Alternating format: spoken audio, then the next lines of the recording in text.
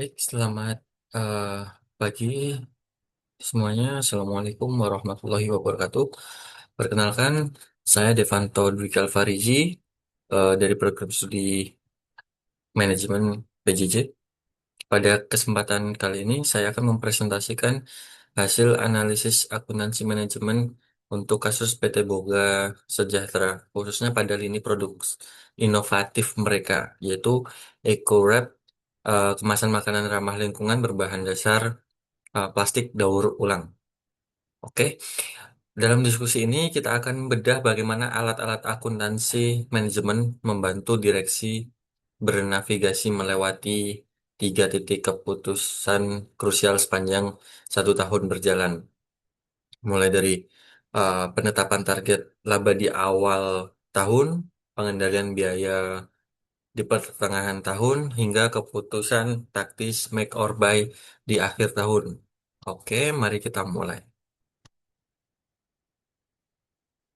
Untuk mempermudah alur pemahaman kita, presentasi presentasi hari ini terbagi dalam di 5 bagian utama.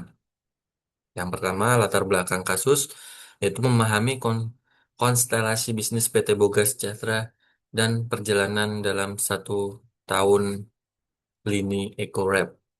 Kedua, perencanaan laba, yaitu menghitung break-even point, BEP, dan menguji apakah target laba awal tahun realistis. Yang ketiga, analisis variance, membongkar selisih biaya produksi bulan Juni untuk mengevaluasi efisiensi internal versus faktor eksternal. Kemudian yang keempat, yaitu keputusan make or buy, menggunakan analisis biaya relevan atas penawaran pemasok komponen tutup kemasan. Yang kelima, analisis strategis dan rekomendasi, merumuskan mitigasi risiko dan proyeksi pertumbuhan laba 25% untuk tahun depan. Baik, mari kita masuk ke bagian pertama, yaitu latar belakang perusahaan. Rekan-rekan sekalian, PT Boga Sejahtera menjawab tantangan keberlanjutan lingkungan dengan meluncurkan EcoWrap, kemasan makanan berbahan plastik daur ulang. Sepanjang tahun peluncurannya, manajemen dihadapkan pada tiga peristiwa penting. Yang pertama, di awal tahun, manajemen menetapkan struktur harga dan menghitung berapa unit yang wajib dijual agar tidak rugi, serta menyusun target laba operasional. Kedua, di pertengahan tahun, yaitu bulan Juni, terjadi penyimpangan biaya bahan baku daur ulang. Manajemen harus mengevaluasi apakah kenaikan biaya ini murni salah pasar atau ada pemborosan di lini pabrik. Kemudian yang ketiga, di akhir tahun, ketika kapasitas terpakai tinggi, datang penawaran dari pemasok luar untuk komponen tutup kemasan. Manajemen harus memutuskan tetap buat sendiri atau beli dari luar. Ketiga momen ini menggambarkan peran nyata akuntansi manajemen sebagai sistem navigasi keputusan bisnis. Baik, kita masuk pada bagian pertama, yaitu perencanaan laba. Di awal peluncuran, EcoWrap dijual seharga 5.000 per unit dengan biaya variabel sebesar 3.000 per unit. Artinya setiap unit EcoWrap menyumbangkan margin kontribusi sebesar 2.000 atau memiliki contribution margin ratio sebesar 40%. Sementara itu, biaya tetap operasional yang ditanggung adalah 40 juta per bulan, dan target penjualan dipasang pada angka 50.000 unit per bulan.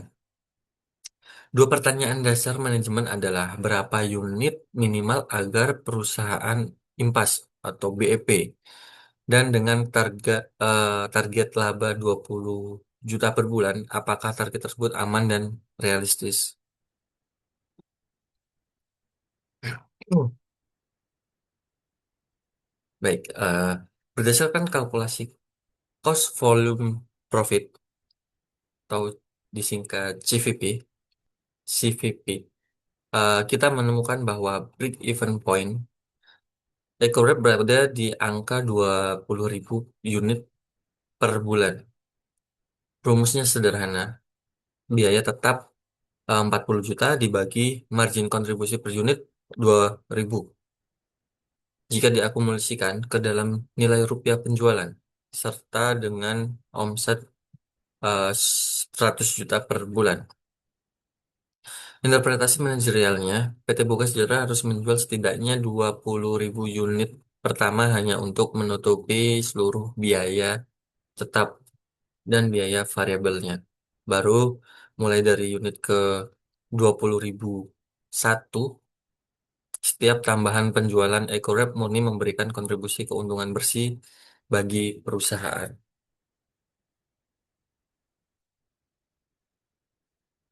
Selanjutnya, untuk mencapai target laba bersih sebesar 20 juta per bulan, berapa unit yang harus terjual?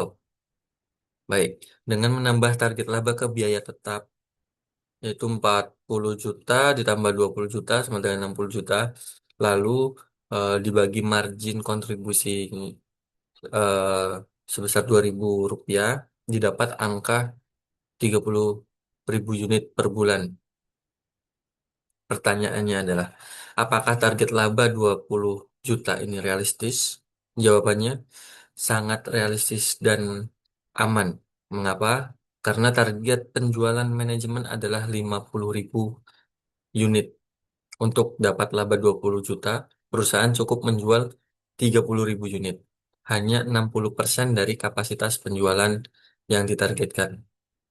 Ini memberikan kita margin of safety, batas aman penjualan sebesar 20.000 unit atau 40%. Artinya penjualan EcoWrap boleh anjlok hingga 40% dari target awal sebelum perusahaan gagal mencapai target laba 20 juta tersebut. Ruang amannya sangat memadai.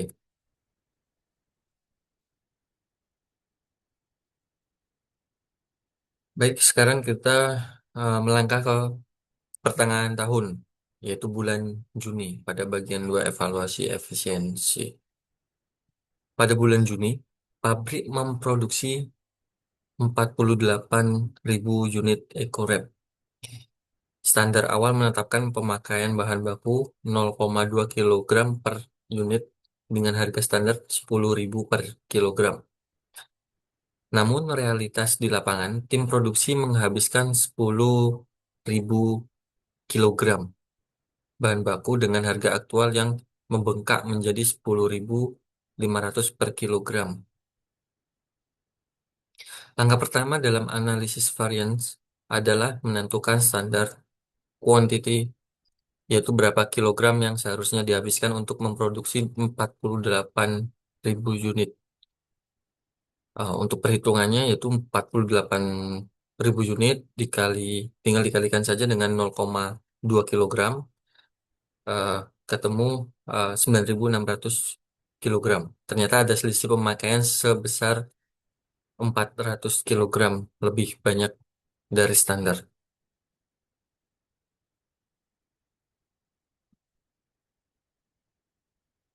Baik, mari kita bedah selisih pembekakan biaya bahan baku ini ke dalam dua komponen utama, yaitu yang pertama material price variance. Selisih harga dikalikan kuantitas aktual, yaitu 10.500 dikurangi dengan 10.000 dikalikan 10.000 kilogram, yaitu ketemu dengan nilai 5 juta.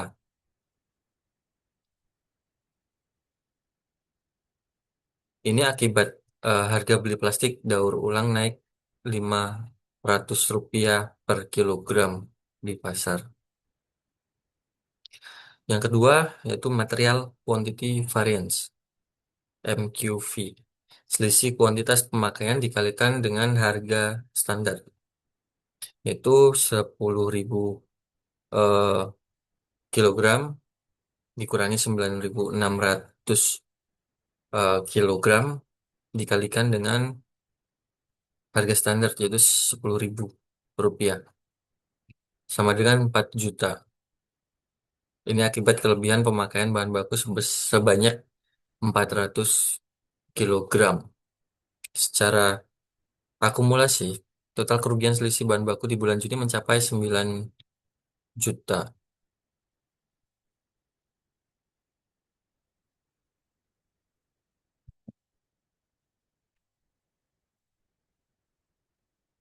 Kemudian eh, di sinilah peran penting akuntansi manajemen sebagai alat evaluasi kinerja manajerial. Manajer produksi berargumen bahwa seluruh pemborosan biaya, yaitu 9 juta ini murni disebabkan kenaikan harga bahan baku plastik daur ulang di pasar. Apakah argumen ini benar? Hasil analisis membuktikan argumen tersebut hanya benar sebagian dari total variance 9 juta. 56% yaitu sebesar eh, 5 juta memang disebabkan oleh MPV yang merupakan faktor eksternal kelangkaan pasar di luar kendali bagian produksi. Namun 44% sisanya 4 juta adalah MQV, pemborosan 400 kilogram bahan baku yang berasal dari faktor internal pabrik, murni tanggung jawab operasional bagian produksi, entah karena presisi mesin yang buruk, human error, atau banyaknya produk cacat. Manajer produksi tidak bisa bersembunyi di balik kenaikan harga pasar. Kemudian menjelang akhir tahun, sebuah pemasok luar menawarkan komponen tutup kemasan EcoWrap siap pakai seharga 800 per unit untuk kebutuhan 50.000 unit per bulan. Jika kita melihat total biaya produksi internal perusahaan, angkanya adalah 900 per unit. Bahan baku 400 rupiah, ditambah tenaga kerja 250 rupiah, ditambah overhead variabel sebesar 100 rupiah, ditambah overhead tetap dialokasikan sebesar 150. Sekilas, membeli harga 800 terlihat lebih murah dibanding membuat sendiri dengan harga 900 rupiah. Tapi tunggu dulu, jangan terjebak pada total akuntansi biaya tradisional. Dalam konsep biaya relevan cost analysis, biaya overhead tetap sebesar 150 per unit adalah sunk cost atau unavoidable cost. Pabrik tetap akan menanggung biaya ini. Sewa gudang, penyusutan mesin, baik komponen tutup dibuat sendiri maupun dibeli dari luar. Maka biaya relevan untuk memproduksi sendiri hanya biaya yang dapat dihindari, yaitu 400 rupiah untuk bahan baku, ditambah 250 rupiah, ditambah TK direct, ditambah 100 rupiah BOP variable, sama dengan 750 per unit.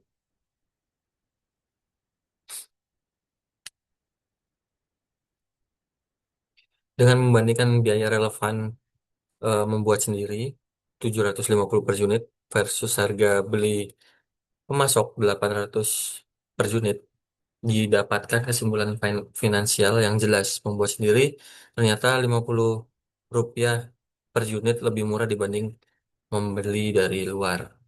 Untuk kebutuhan 50.000 unit per bulan, efisiensi per bulan yaitu bisa mencapai 2.500.000 per bulan. Efisiensi per tahun yaitu hemat 30 juta per tahun. Rekomendasi keputusan PT Boga Sejahtera secara tegas direkomendasikan untuk tetap memproduksi sendiri komponen tutup kemasan EcoWrap karena secara finansial menyelamatkan arus kas perusahaan hingga 30 juta per tahun. Baik, masuk pada analisis lanjutan untuk perencanaan tahun depan. Pertama, jika manajemen berencana menambah kapasitas produksi sebesar 20%, manajemen tidak boleh gegabah. Ada faktor krusial yang harus dihitung ulang. Itu yang pertama, Penambahan kapasitas penambahan kapasitas biasanya memicu lompatan biaya tetap baru, yaitu mesin baru, supervisor baru, sehingga titik BP pasti naik. Yang kedua, mengingat plastik daur ulang sempat langka, ketersediaan pasokan bahan baku harus dijamin terlebih dahulu.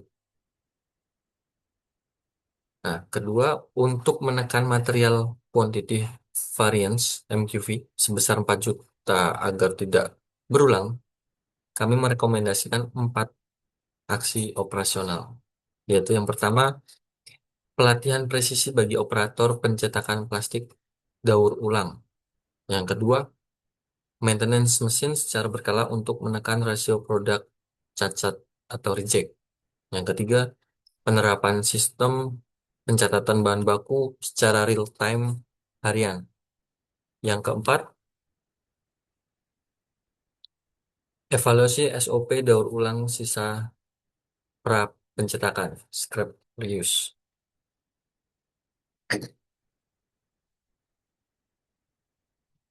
Baik, meskipun keputusan memproduksi sendiri make sudah tepat saat ini, manajemen PT Boga Sejahtera wajib mewaspadai beberapa risiko jangka panjang.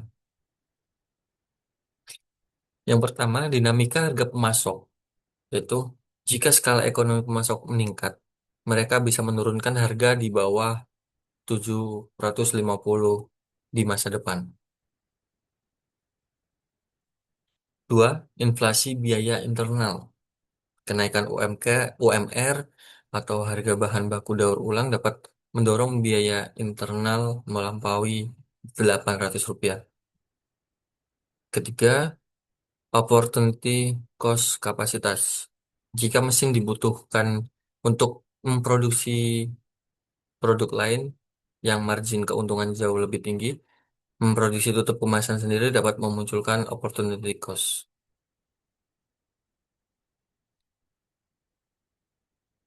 Kemudian, eh,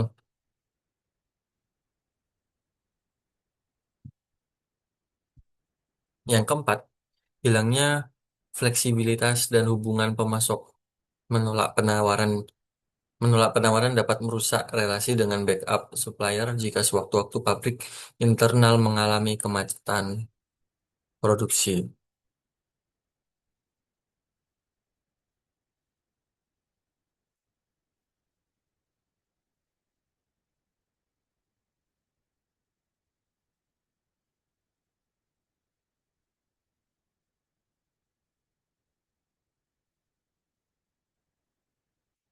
Baik, terakhir, manajemen eh, menargetkan pertumbuhan laba sebesar 25% tahun depan. Dari 20 juta menjadi 25 juta per bulan.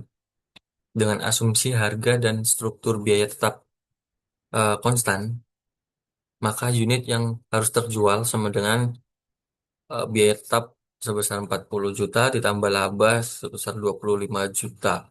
Dibagi margin kontribusi sebesar Rp2.000, yaitu setelah dihitung ketemu dengan 32.500 unit per bulan.